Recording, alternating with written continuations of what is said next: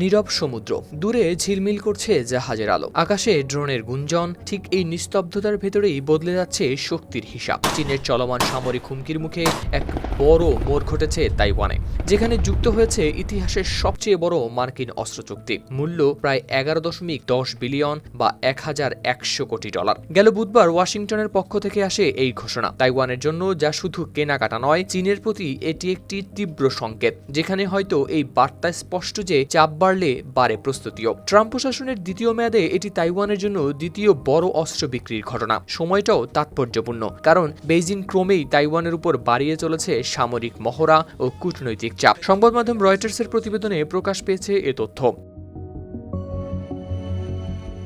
চীন দীর্ঘদিন ধরেই নিজেদের অংশ বলে দাবি করে তাইওয়ানকে। দ্বীপটিকে নিজেদের নিয়ন্ত্রণে আনতে প্রয়োজনে শক্তি ব্যবহার করার কথা কখনো অস্বীকার করেনি দেশটি। দক্ষিণ চীন সাগরের প্রায় পুরো এলাকা নিজেদের বলে দাবি করে আসছে চীন। টানা তৃতীয়বার অর্জন করেছে দেশের সেরা সুপার ব্র্যান্ড স্বীকৃতি বসুন্ধরা টিস্যু। এ নিয়ে আশপাশের ছোট দেশগুলোর সঙ্গে তাদের বিরোধ দীর্ঘদিনের। তাইওয়ানের প্রতিরক্ষা মন্ত্রণালয়ের বিবৃতিতে জানানো হয়, প্রস্তাবিত অস্ত্র বিক্রি চুক্তির আওতায় 8 ধরনের অত্যাধুনিক সমরাস্ত্র সরবরাহ করবে যুক্তরাষ্ট্র। এর মধ্যে উল্লেখযোগ্য হল অত্যাধুনিক রকেট উৎক্ষেপণ ব্যবস্থা, হিমার্স, হাইউইটজার কামান, জ্যাভলিন ট্যাঙ্ক বিধ্বংসী ক্ষেপণাস্ত্র ও আত্মঘাতী ড্রোন। যে অস্ত্র শুধুই প্রযুক্তি নয়, যেন প্রস্তুতির ভাষা।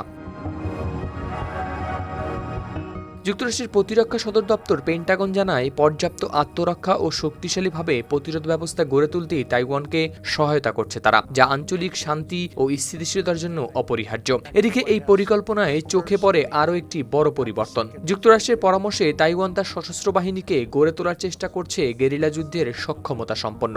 এর অর্থ ছোট, সস্তা কিন্তু অত্যন্ত কার্যকর ড্রোন বা মোবাইল রকেট ব্যবহার করে চীনের বিশাল বাহিনীকে মোকাবিলা করার প্রস্তুতি নিচ্ছে তাইওয়ানের সশস্ত্র বাহিনী। তাইওয়ানের প্রেসিডেন্টের কার্যালয়ের মুখপাত্র কারেন কু এ সহায়তার জন্য ধন্যবাদ জানান ওয়াশিংটনকে। এই ধারাবাহিকতার এখানেই শেষ নয়। গেল মাসে প্রেসিডেন্ট লাই চিংতে ঘোষণা দেন, পরিকল্পনা রয়েছে 2026 থেকে 2033 সাল পর্যন্ত অতিরিক্ত $40 বিলিয়ন প্রতিরক্ষা বাজেট অনুমোদনের। জাতীয় নিরাপত্তায় কোনো ছাড় নেই, এই বার্তা এখন আরও স্পষ্ট।